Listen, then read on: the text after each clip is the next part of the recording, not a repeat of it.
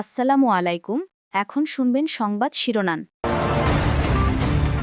কাল এমপি মন্ত্রীদের শপথ, সংসদের দক্ষিণ প্লাজায় চলছে প্রস্তুতি। অনুষ্ঠানে যোগ দিবেন ভারত, পাকিস্তান সহ সার্কভুক্ত দেশগুলো। সৌহার্দ্যের বার্তা নিয়ে জামায়াত আমির ও এনসিপি আহ্বায়কের বাসায় তারেক রহমান, ইতিবাচক কাজে সরকারকে সমর্থন দেওয়ার প্রতিশ্রুতি। আপাতত গুলশানের ভাড়া বাসাতেই থাকবেন নতুন প্রধানমন্ত্রী। রাষ্ট্রীয় অতিথি ভবন যমুনা প্রস্তুত হওয়ার পর সেখানে উঠতে পারেন তারেক রহমান। আসসালামু আলাইকুম। এতক্ষণ দেখছিলেন সংবাদ শিরোনাম, এখন দেখবেন বিস্তারিত। চিরাচরিত প্রথা ভেঙে প্রথমবারের মতো নতুন প্রধানমন্ত্রী ও মন্ত্রীদের শপথ হতে যাচ্ছে সংসদের দক্ষিণ প্লাজায়। কাল বিকাল 4টায় শপথ পড়াবেন রাষ্ট্রপতি মোহাম্মদ শাহাবুদ্দিন। শপথ অনুষ্ঠানে যোগ দিতে ভারত, পাকিস্তান সহ সার্কভুক্ত দেশগুলোর পররাষ্ট্রমন্ত্রীদের আমন্ত্রণ জানানো হয়েছে। একই দিন সকাল 10টায় শপথ নেবেন নবনির্বাচিত সংসদ সদস্যরা। আইন এবং পরিবেশ উপদেষ্টা বলেছেন, শপথের স্থান নির্ধারণে প্রাধান্য পেয়েছে সংখ্যাগরিষ্ঠ দল বিএনপির অভিপ্রায়। তাছাড়া সংসদ ছিল জুলাই সনদ স্বাক্ষর সহ নানা অর্জনের কেন্দ্রবিন্দু। ত্রয়োদশ জাতীয় সংসদ নির্বাচনের ফলাফলে নিরঙ্কুশ সংখ্যাগরিষ্ঠ দল হিসেবে সরকার গঠন করতে যাচ্ছে বিএনপি নেতৃত্বাধীন জোট। এই সরকারের নতুন মন্ত্রিসভার সদস্যদের জন্য এরই মধ্যে ড্রাইভার সহ 50টি গাড়ি প্রস্তুত করা হয়েছে। মন্ত্রিসভার আকার যাই হোক, এর মধ্যে থেকেই গাড়ি বরাদ্দ করা হবে মন্ত্রী প্রতিমন্ত্রীদের। এর আগে 17 ফেব্রুয়ারি সকাল 10টায় সংসদ ভবনে হবে নবনির্বাচিত 297 জন সংসদ সদস্যের শপথ। বিএনপি ও মিত্র দলের 212 জন, জামায়াত ও এনসিপি নেতৃত্বাধীন ঐক্যের 77, ইসলামী আন্দোলনের 1 ও স্বতন্ত্র 7 জনের শপথ পড়াবেন প্রধান নির্বাচন কমিশনার এএমএম নাসির উদ্দিন। সবশেষ সংসদের স্পিকার ও কারাগারে থাকা ডেপুটি স্পিকারের অনুপস্থিতিতে সংবিধান অনুযায়ী শপথ পড়াবেন সিইসি। শপথের ব্যাপারে আপনারা নিশ্চয়ই জানেন, মঙ্গলবার দিন সকাল 10টার সময় সংসদ সদস্যদের শপথ হচ্ছে। যেরকম পরিস্থিতি আমি ধারণা করছি যেটা প্রধান নির্বাচন কমিশনার করাবেন। নতুন সংসদ সদস্যদের শপথের পর বিজয়ী দুই জোট তাদের দলীয় এমপিদের বৈঠকে সংসদীয় দলের প্রধান ও বিরোধী দলীয় নেতা নির্বাচন করবেন।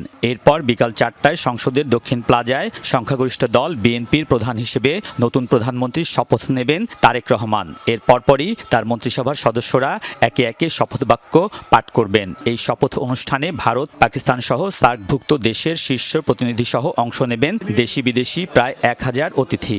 ভারতের প্রধানমন্ত্রী নরেন্দ্র মোদী বা সার্কভুক্ত দেশগুলোর সরকার প্রধানরা আমন্ত্রিত তালিকায় নেই বলে জানিয়েছেন বিদায়ী উপদেষ্টারা। আমার মিটিংয়ে যেটা শুনেছি সেটা হচ্ছে এখন পর্যন্ত পররাষ্ট্র মন্ত্রণালয় যে আছে তাদের পক্ষ থেকে সার্ক কান্ট্রিগুলোর পররাষ্ট্র মন্ত্রীদের বলা হয়েছে। কোনো প্রধানমন্ত্রীর ব্যাপারে আমি কিছু জানি না। আমাদের শপথ গ্রহণটা হবে সকালে সংসদ সদস্যদের, সেখানে আমরা উপদেষ্টারা কেউ থাকবো না, এটা নিয়মও নেই। বিকেল 4টায় যখন মন্ত্রী পরিষদের শপথটা হবে সেখানে আমরা সকলেই যাব। দক্ষিণ প্লাজা শপথ যেটা, এটা বিএনপি আপনার এই অভিপ্রায় ব্যক্ত করেছিল। প্রয়াত নেত্রী বেগম খালেদা জিয়ার জানাজা হয়েছিল, এটার পাশে জায়গাতে আমাদের যে সবার প্রিয় শহীদ ওসমান হাদির জানাজা হয়েছিল। তো এটার একটা অনেক স্মৃতি জড়িত আছে এখানে।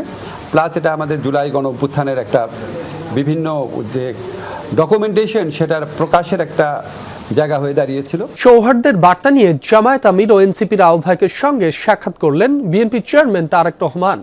এই সাক্ষাৎকে স্বাগত জানিয়েছেন দুই দলের দুই নেতাই। জামায়াতের তরফ থেকে জানানো হয়েছে, তারা সরকারের অংশ হবে না, বিরোধী দলের থেকে গঠনমূলক সমালোচনার পাশাপাশি ভালো কাজে সহযোগিতার আশ্বাস দিয়েছে এনসিপিও। এছাড়া আলোচনায় নির্বাচন পরবর্তী সহিংসতা সহ বিভিন্ন বিষয় উঠে আসে। বিএনপির পক্ষ থেকে আশ্বাস দেওয়া হয় যথাযথ ব্যবস্থা নেয়ার। দেশের মাটিতে পা রেখেই পুরনো রাজনীতির প্রথা ভেঙে নতুন রাজনীতির ইঙ্গিত দিয়েছিলেন তারেক রহমান। ত্রয়োদশ জাতীয় সংসদ নির্বাচনের 3 দিন পর জামায়াতের আমিরের সাথে বিএনপি চেয়ারম্যানের সৌজন্য সাক্ষাৎই যেন দিচ্ছে পরিবর্তনের সেই বার্তা। রোববার সন্ধ্যায় জামায়াত আমিরের বসুন্ধরার বাসায় পৌঁছাতেই তারেক রহমানকে স্বাগত জানান জামায়াতের আমির। এ সময় পাশে ছিলেন দুদলের জ্যেষ্ঠ নেতারা। ঘণ্টাখানেকের বৈঠকের বিষয়ের পরে সাংবাদিকদের ব্রিফ করেন জামায়াতের নায়েবে আমির সৈয়দ আব্দুল্লাহ মোহাম্মদ তাহের। জানান, সৌহার্দ্যপূর্ণ আলোচনায় উঠে এসেছে আইন শৃঙ্খলা পরিস্থিতি, অর্থনৈতিক স্থিতিশীলতা সহ নানা বিষয়। আব্দুল্লাহ মোহাম্মদ তাহের বলেন, আসন্ন সরকারের অংশ হবে না জামায়াত, শক্তিশালী বিরোধী দল হিসেবে ভূমিকা রাখবে সংসদে। জামাত ইসলামী কোনো জাতীয় সরকারে অংশগ্রহণ করবে না। জামাত ইসলামী এখানে একজন কনস্ট্রাকটিভ, শক্তিশালী একটি বিরোধী দলের ভূমিকা পালন করবে। পজিটিভ যে কোনো বিষয় আছে আমরা বলেছি আমরা কোঅপারেট করব এবং জনগণের স্বার্থের বিরুদ্ধে এবং জনগণের কোনো কল্যাণের বিপরীতে যদি সেরকম কোনো ভূমিকা থাকে আমরা অবশ্যই সে ব্যাপারে আমরা প্রতিবাদ এবং ভূমিকা নেওয়ার জন্য আমরা প্রস্তুত আছি। জামায়াত আমিরের সাথে বৈঠক শেষে এনসিপির আহ্বায়ক নাহিদ ইসলামের বাসায় যান তারেক রহমান। এ সময় তাকে স্বাগত জানান এনসিপির নেতারা। সাক্ষাতে আলোচনা হয় বিভিন্ন বিষয়ে। পরে গণমাধ্যমকে এনসিপির সদস্য সচিব আখতার হোসেন বলেন, এই সাক্ষাৎ রাজনৈতিক সংস্কৃতি পরিবর্তনের আভাস। নির্বাচন পরবর্তী যে সহিংসতাগুলো বিভিন্ন জায়গায় ঘটছে সেই বিষয়গুলো নিয়েও আমরা জনাব তারেক রহমানকে জানিয়েছি এবং তাদের দলের তরফ থেকে সেই বিষয়গুলোতে ব্যবস্থা গ্রহণ করা হবে বলে মির্জা ফখরুল ইসলাম সাহেব তিনি আমাদেরকে আশ্বস্ত করেছেন। বৈঠকে গণঅভ্যুত্থানে শহীদ ও আহতদের বিষয়েও কথা হয় দুই নেতার মধ্যে। প্রায় 2 দশক পর রাষ্ট্র ক্ষমতায় বাংলাদেশ জাতীয়তাবাদী দল বিএনপি সরকার গঠনের প্রক্রিয়া এগোতেই এখন জোর আলোচনা কোথায় থাকবেন নবনির্বাচিত সরকারের ভাবি প্রধানমন্ত্রী তারেক রহমান। গণপূর্ত অধিদপ্তর জানিয়েছে নতুন করে প্রধানমন্ত্রীর সরকারি বাসভবন নির্মাণের পরিকল্পনা প্রক্রিয়াধীন।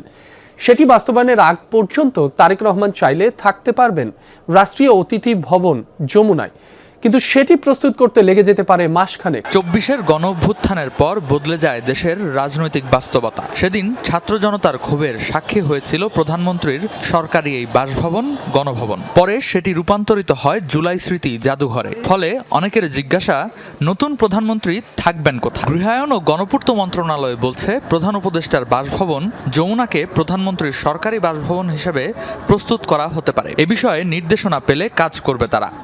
যমুনাটা ওইভাবে সিকিউর করা আছে, যদি নির্দেশনা পাই তাহলে যমুনাকে আমরা খুব দ্রুততম সময়ের ভিতরে আমরা মাননীয় প্রধানমন্ত্রীর বাসভবন হিসেবে প্রস্তুত করতে পারব। তবে শুধু যমুনা নয়, নতুন করে প্রধানমন্ত্রীর জন্য একটি আধুনিক ও স্থায়ী বাসভবন নির্মাণের পরিকল্পনাও চলছে বলে জানিয়েছে মন্ত্রণালয়। আন্তর্জাতিক মান বজায় রেখে নিরাপত্তা, প্রশাসনিক সুবিধা ও প্রোটোকল ব্যবস্থাকে গুরুত্ব দিয়েই প্রাথমিক পরিকল্পনা নেওয়া হয়েছে। প্রাইম মিনিস্টারের বাসভবন শুধু তো বাসভবন, এটা আমাদের ঐতিহ্য, আমাদের বাংলাদেশের মর্যাদার প্রতীক।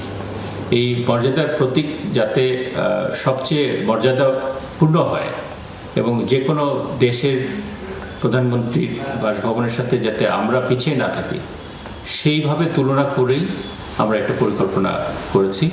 প্রধানমন্ত্রীর বাসভবন নিয়ে অনিশ্চয়তা থাকলেও রাষ্ট্রীয় অতিথি ভবন যমুনার পাশেই 29 নম্বর ভবন প্রস্তুত রাখা হয়েছে বিরোধী দলীয় নেতার জন্য। 90-এর দশকে এ ভবনটি বরাদ্দ ছিল তৎকালীন বিরোধী নেতাদের জন্য। যেখানে মন্ত্রী মহোদয়রা কাজ করবেন এবং বসবাস করবেন, তাদের বাসা বাড়ি, এগুলোর সমস্ত কাজগুলোই আমাদের প্রস্তুত নেওয়া আছে।